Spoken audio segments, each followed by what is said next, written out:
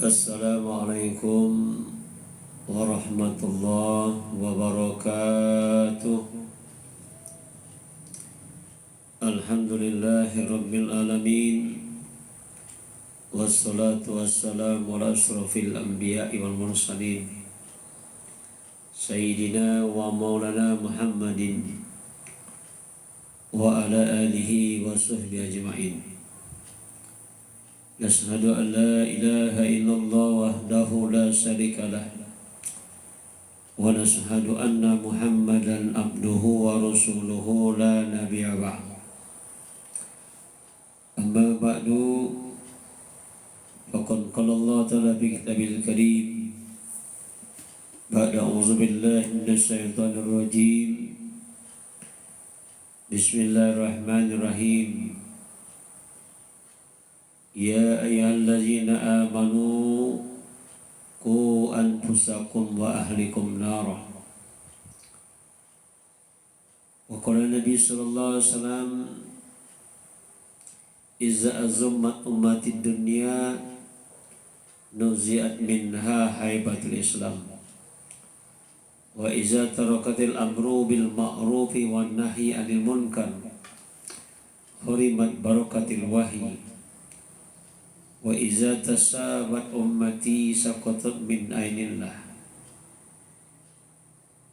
Wa qala aidan kullu ummati yadkhulul jannata illa man aba. Qila wa man ya'ba ya Rasulullah? Qala man ata'ani dakhalal jannah wa man asani faqad aba. Atau qala kama qala Rasulullah sallallahu alaihi wasallam. Hadirin yang dimuliakan di Allah Subhanahu wa taala, kita lihat musibah demi musibah melanda bangsa dan negara kita ini. Dari satu musibah ke musibah yang lain. Dan apa sebenarnya penyebab musibah ini? Allah Subhanahu wa taala berfirman dalam Al-Qur'an, wa ma asabakum min musibah fabima kasabat aydikum. Kata Allah, tidaklah musibah menimpa kamu itu disebabkan daripada dosa manusia itu sendiri. Hadirin dalam Islam, dosa yang besar adalah dosa meninggalkan perintah Allah Subhanahu wa taala, dosa meninggalkan sholat. Dosa meninggalkan sholat ini, kata Nabi, adalah lebih besar daripada dosa berzina, berjudi, merampok, bahkan lebih besar daripada dosa korupsi.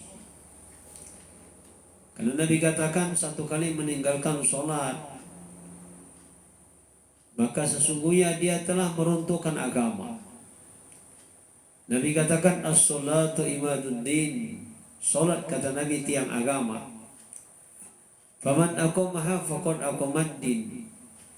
Siapa, kata Nabi, yang menegakkan sholat berarti telah menegakkan agama. Wa man tarakaha faqad hadamaddin. Dan kata Nabi, siapa meninggalkan sholat, dia telah menghancurkan ini agama. Sehingga Nabi katakan, satu kali meninggalkan sholat, maka mesti dia akan mampir ke dalam neraka selama satu hukum. Satu hukum ini, kata Nabi, kata Sayyidina Ali, dalam lughat bahasa Arab, waktu yang sangat panjang. Satu hukum ini sama dengan 80 tahun akhirat. Sementara satu hari di akhirat itu lamanya sama dengan 1000 tahun di dunia. Dalam satu tahun 360 hari. Berarti kalau kali 1000, 360.000. Kalau dikali 80, maka jumlahnya 28.800.000 tahun. Itu satu kali meninggalkan sholat. Maka Allah katakan dalam Quran bahwa Allah Subhanahu wa taala turunkan bala dan bencana di dunia ini. Wala nuziqannahum minal azabi adna dunal azabil akbari la'allahum yarji'un. Kata Allah Subhanahu wa taala, sungguh kami akan timpakan musibah kepada manusia ini, yakni musibah berupa gempa bumi, kebakaran, puting beliung, tsunami, gunung meledak atau gunung meletus. Ini kata Allah bukan azab yang besar. Ini azab yang kecil bila dibandingkan dengan azab yang Allah berikan nanti di akhirat. Apa hikmah Allah turunkan bencana, musibah seperti yang menimpa saudara kita di Bukit Tinggi? Allah timpakan gunung mengeluarkan lahar. Kemudian daerah Batu Raja kemarin air sungai meluap. Apa maksud Allah turunkan bencana ini? Apakah Allah benci sama kita? Tidak. Allah Subhanahu wa taala turunkan bala bencana ini, kata Allah, la'allahum yarji'un, agar kamu mau kembali kepada Allah Subhanahu wa taala. Allah Subhanahu wa taala mengingatkan kepada manusia, wa ma asabakum min musibah fa bima kasabat aydikum. Ini kata Allah, tidaklah musibah menimpa kamu itu disebabkan dosa kamu itu sendiri. Salah satu dosa manusia ini tidak berterima kasih kepada Allah, tidak bersyukur kepada Allah Subhanahu wa taala. Sehingga dalam surah An-Nahl ayat 112 Allah katakan, Allah Subhanahu wa taala berikan perumpamaan kepada satu negara, satu negeri, yang mana satu negara, satu negeri kanat aminatan mutmainnah. Satu negara, satu negeri mereka tentram dan aman. Ya'tiha rizquha min kulli makan. Allah berikan kepada satu negara, satu negeri itu rezeki Allah limpahkan depan, kanan, kiri, belakang. Bahkan kalau di Riau itu dari atas, dari bawah, dari atas minyak, dari bawah minyak. Tetapi pakafarat bi an umillah, kufur atas nikmat Allah. Kalau manusia kufur kepada nikmat Allah, maka Allah katakan Allah akan turunkan dua musibah. Pertama walju, kelaparan. Yang kedua wal khauf, ketakutan. Bima kanu yasnaun, dengan sebab kamu, kata Allah, tidak mensyukuri nikmat yang telah kuberikan. Jadi ini sebenarnya bencana yang besar bagi manusia ini adalah kalau kita kufur atas nikmat Allah Subhanahu wa taala.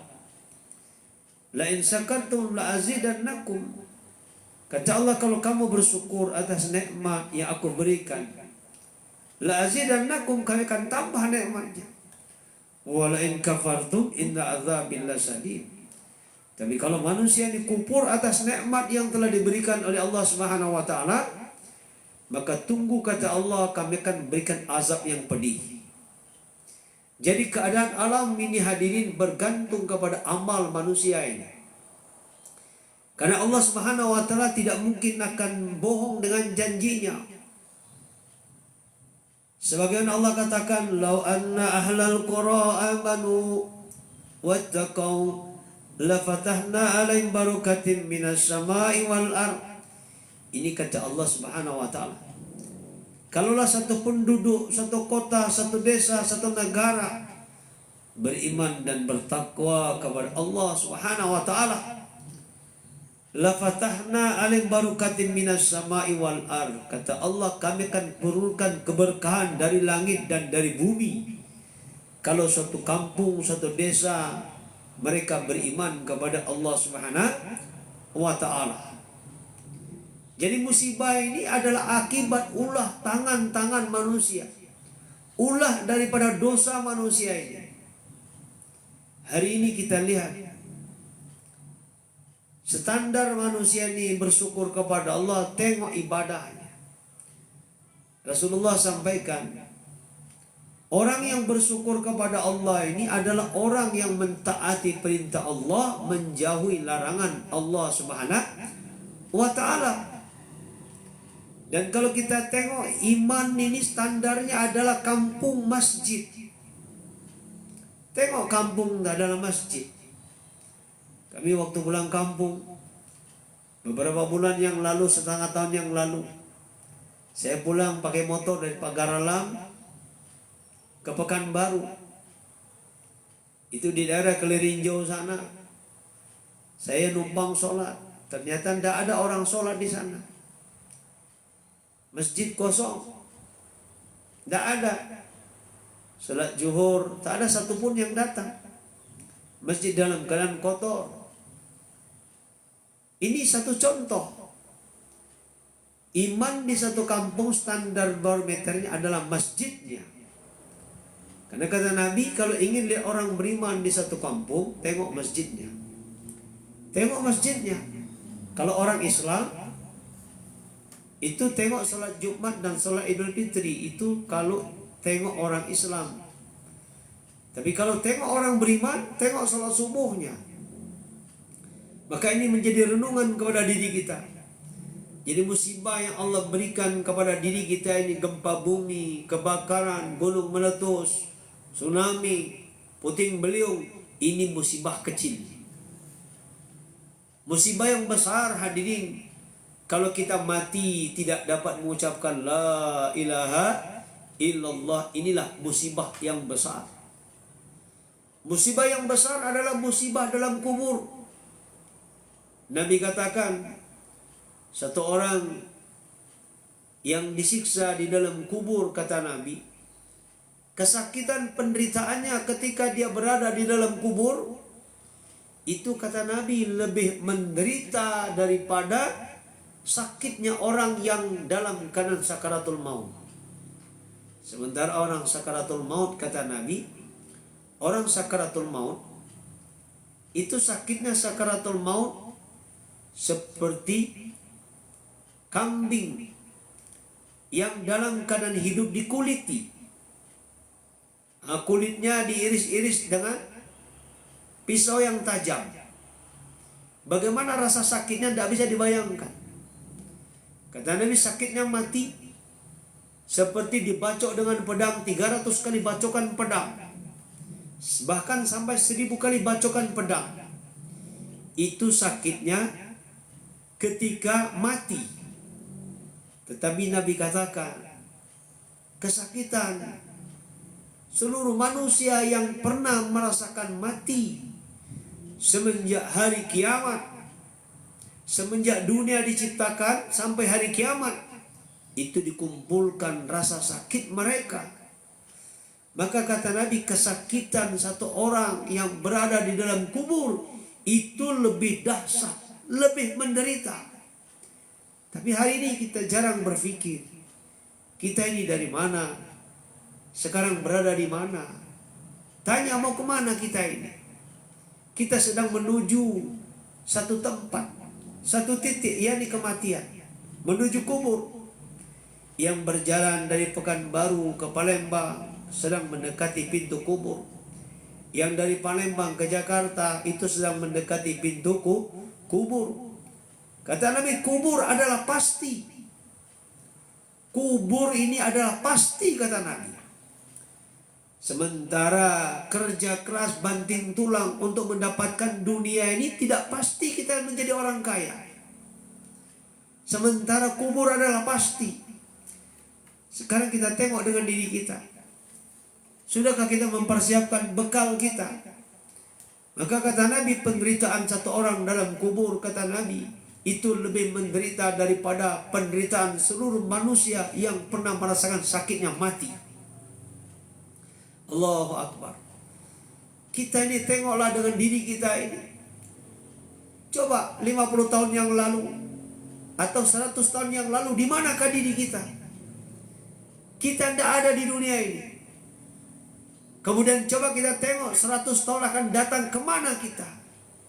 Pasti juga dan pasti kita akan tinggalkan dunia ini.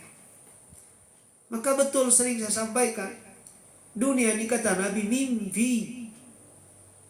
Dunia ini kata Nabi, bukan kata saya, tapi Rasul sampaikan dunia ini mimpi. Jadi pejabat mimpi, jadi jenderal mimpi, jadi presiden mimpi, jadi orang kaya mimpi, punya istri, punya anak, punya rumah mimpi. Dan Nabi katakan kapan manusianya akan terjaga daripada mimpinya? Itu setelah dia mati, kemudian mulutnya diciumkan ke tanah. Barulah dia sadar kalau dia dimimpi. Ternyata apa yang dimiliki benar bukan punya dia, semua titipan. Allah sudah katakan, lillahi ma fis samawati wa ma fil ardh. Ini Allah yang katakan, semua kerajaan langit dan bumi ini kata Allah adalah milikku, tidak ada milik manusia. Semua milik Allah Subhanahu wa taala. Tidak ada milik manusia. Ini yang mengatakan Allah, lillahi ma fis samawati wa ma fil ardh. Kepunyaanku kata Allah kerajaan langit dan bumi, tidak ada punya manusia. Lantas kalau kita bertanya, kita hidup di dunia ini, kita hidup di bumi Allah. Kita didatangkan oleh Allah, kita dihidupkan oleh Allah. Kita datang ke dunia ini bukan keinginan kita, tapi keinginan Allah. Sekarang pernah nggak kita bertanya sama diri kita ini? Bertanya, Allah Subhanahu wa taala ciptakan saya ke dunia ini untuk apa? Coba, apakah untuk mengumpulkan harta kekayaan? Harta yang banyak? Tidak, hadirin. Apakah kita diutus oleh ke dunia ini untuk mengumpulkan kerajaan yang besar? Tidak juga, hadirin. Kita hidup di dunia ini untuk diuji oleh Allah Subhanahu wa taala. Kita untuk diuji.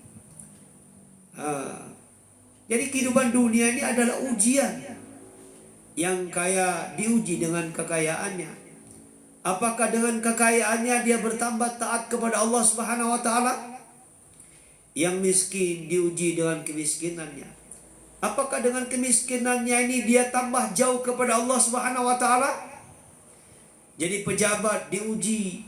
Apakah jabatannya ini menambah dia taat kepada Allah? Ini akan diuji. Maka Nabi Muhammad SAW beliau sampaikan, nanti ketika di akhirat, manusia ini akan ditanya oleh Allah Subhanahu wa taala. Manusia ini di akhirat tergantung kepada rombongannya.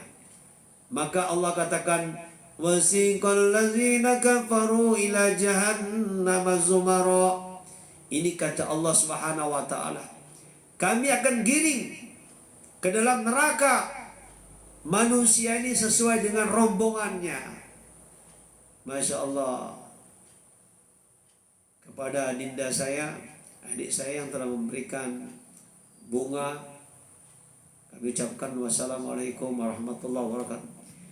Jadi nanti di akhirat kita ini ikut rombongan. Orang-orang kafir digiring rombongan mereka. Wasiqal ladzina kafaru ila jahannam zumara, rombongan. Kemudian setelah mereka digiring rombongan, tibalah mereka di pintu neraka Subhanahu wa taala. Wa qala lahum ghazanatuha, maka berkata penjaga neraka, alam ya'tikum rusulun minkum yatluna alaikum ayati rabbikum wa yunzirunakum liqa'a yaumikum haza. Penjaga neraka akan berkata, apakah belum ada seorang rasul dari kalangan kamu memberitakan tentang pertemuan hari ini? Maka mereka makan sudah. Akan tetapi ketetapan Allah Subhanahu wa taala, mereka akan dimasukkan ke dalam nerakanya Allah Subhanahu wa taala. Qila dkhulu abwaaba jahannam khalidina fiha fa bi'sa mathwal mutakabbirin. maka digiring ke dalam nerakanya Allah Subhanahu wa taala. Maka di sini Allah Subhanahu wa taala datangkan saksi nanti di padang mahsyar. Misalnya kalau dia jadi pejabat, gara-gara jabatannya maka dia akan ditanya oleh Allah Subhanahu wa taala, fulan, kenapa dulu engkau enggak sholat? Maka dia mengatakan, saya ini bupati, sibuk mengurus rakyat. Saya ini adalah gubernur, sibuk memikirkan keselamatan, kesejahteraan rakyat. Saya ini presiden, saya sibuk memikirkan bagaimana sandang pangan daripada rakyat saya ini, sehingga saya enggak sempat sholat. Maka satu saksi dipanggil, yakni Nabi Sulaiman alaihissalam.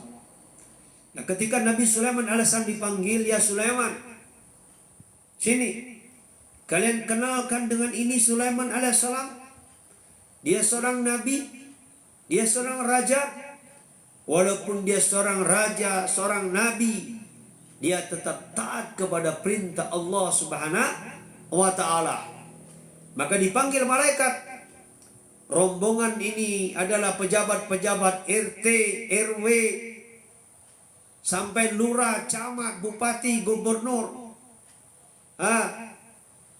sampai kepada presiden dipanggil oleh Allah Subhanahu wa taala. Lihat ini, seorang nabi, seorang rasul, dia juga presiden, tetapi dia taat kepadaku. Maka Allah Subhanahu wa taala katakan kepada malaikat, giring mereka ini. Giring mereka ini, masukkan ke dalam neraka jahanam dengan keadaan mereka ini dihinakan oleh Allah Subhanahu wa taala. Saya juga jahannam ad-dakhirin. Maka mereka digolongkan orang yang dimasukkan ke dalam neraka dalam keadaan dihinakan oleh Allah Subhanahu wa taala. Apalah artinya kita jadi presiden? Apalah artinya kita jadi gubernur? Apalah artinya kita jadi bupati, jadi wali kota, jadi camat? Kita menikmati bupatinya hanya 10 tahun, jadi gubernur 10 tahun, jadi presiden 10 tahun, tetapi berakhir di neraka selama-lamanya. Hari ini kita dikasih otak oleh Allah Subhanahu wa taala. Tidak digunakan, kita gunakan. Kita tengok bencana demi bencana ini untuk apa? La'allahum yarji'un. Bagaimana manusia dikembali kepada Allah Subhanahu wa taala? Manusia dikembali taat kepada Allah Subhanahu wa taala. Kemudian golongan yang kedua, ini golongan para pembantu-pembantu. Namanya ajudan-ajudan, pembantu RT, RW, pembantu bupati, atau pembantu gubernur, atau pembantu irwasda, atau pembantu daripada kapolda, wakapolda, namanya pembantu ajudan namanya.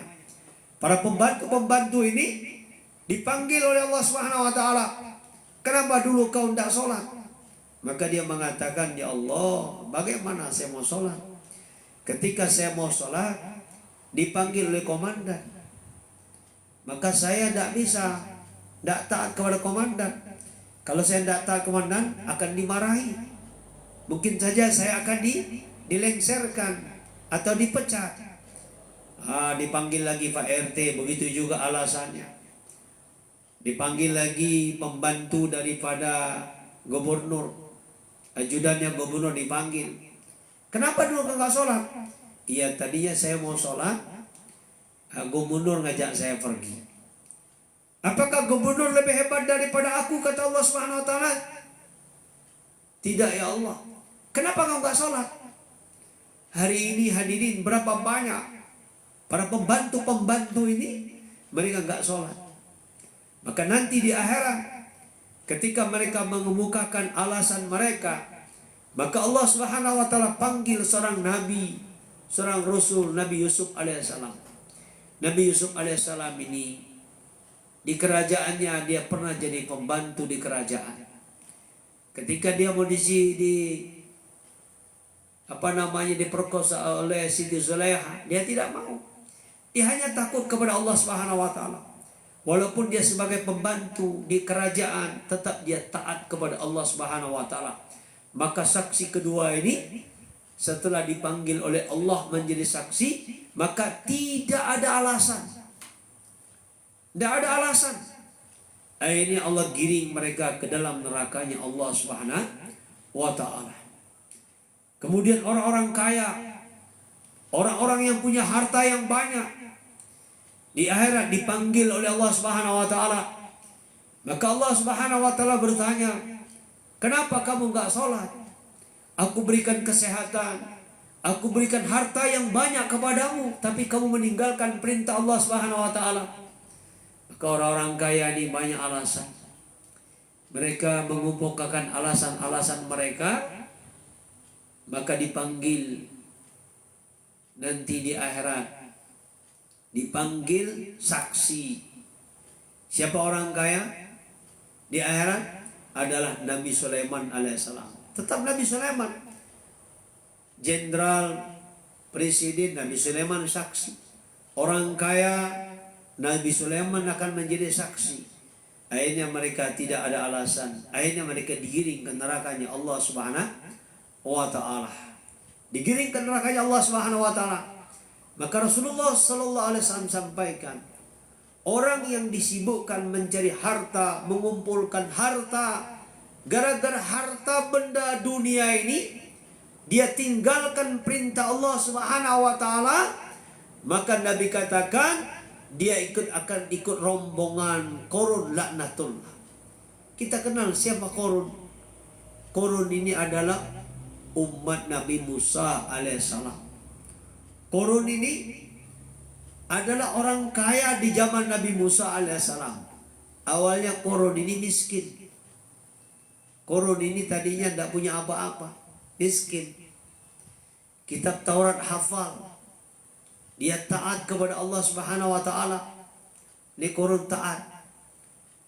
Tetapi Qarun ini lupa kepada yang telah memberikan harta, yakni Allah Subhanahu wa ta'ala.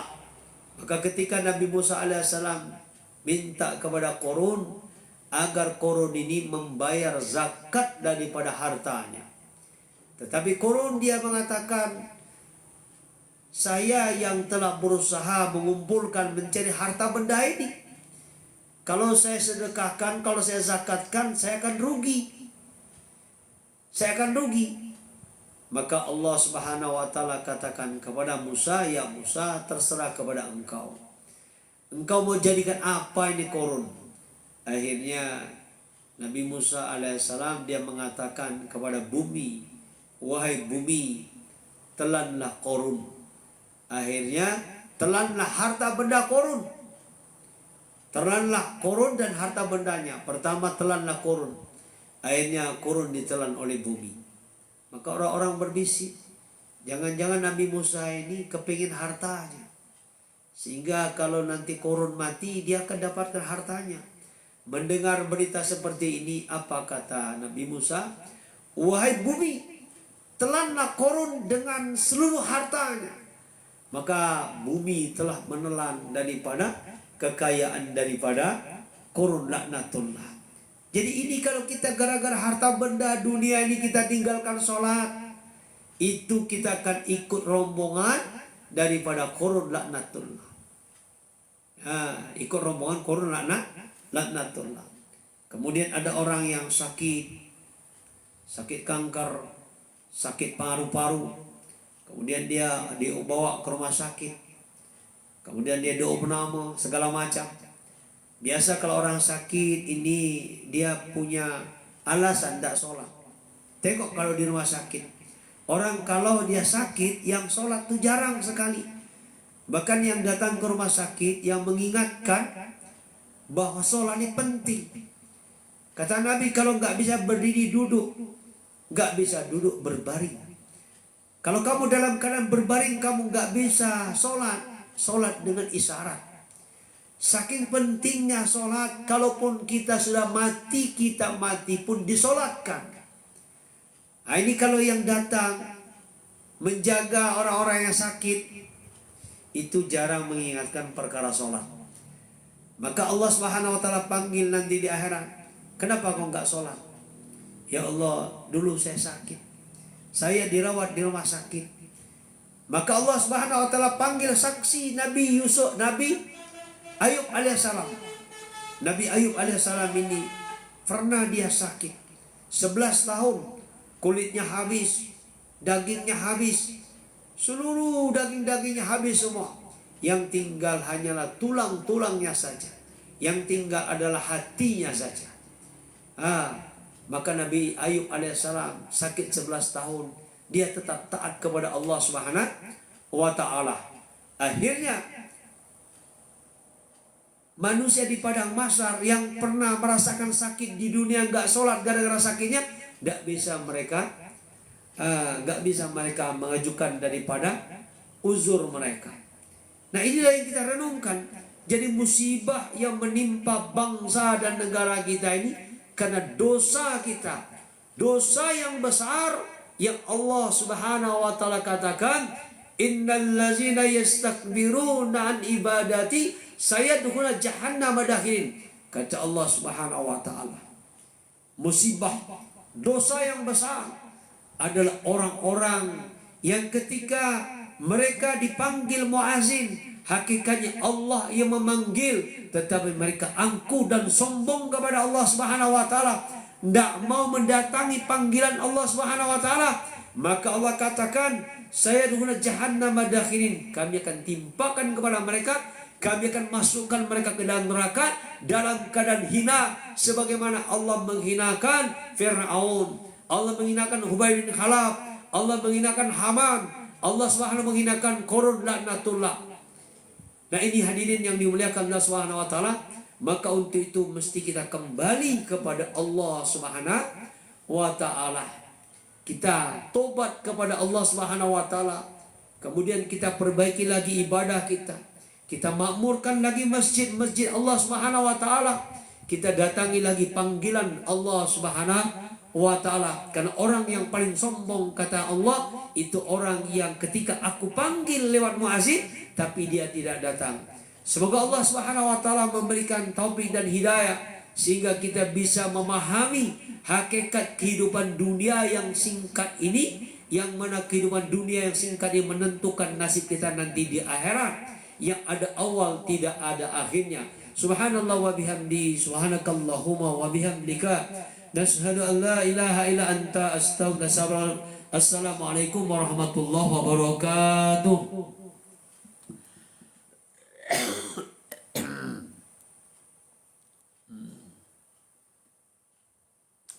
Allahumma shalli ala sayyidina